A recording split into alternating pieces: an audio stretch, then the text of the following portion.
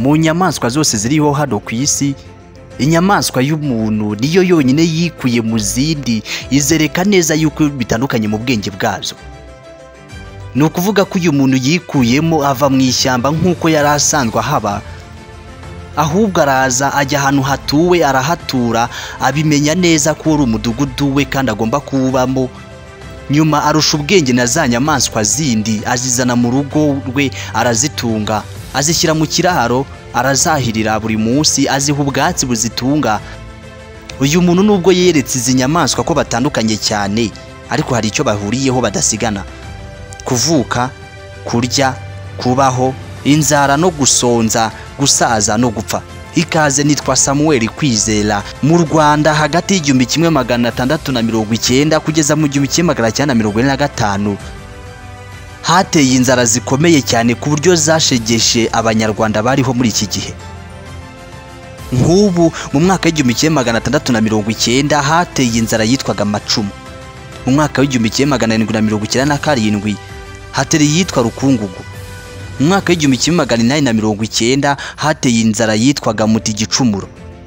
Mu mwaka w'1895 hateye inzara yitwaga ijugunya.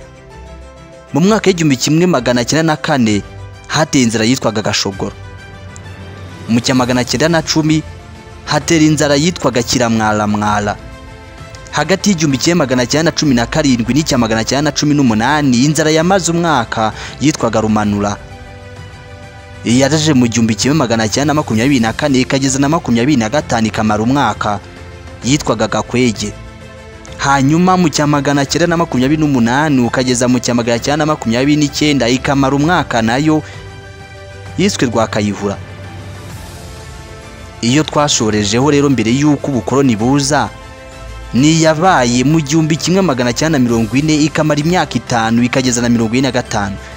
Ngira ngo ni nayo mpamvu benshi mu bavutse na nyuma cyane ndetse bose bayizi, yitwa Ruzagayura.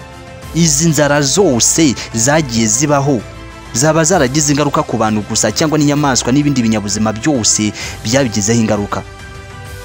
Kuri iki kiganiro kuri YouTube channel yacu Kwizera Sam Official, hanyuma ubashe gusobanukirwa byose kuri ibi ngibi. Ikaze, nge nitwa Sam Kwizera.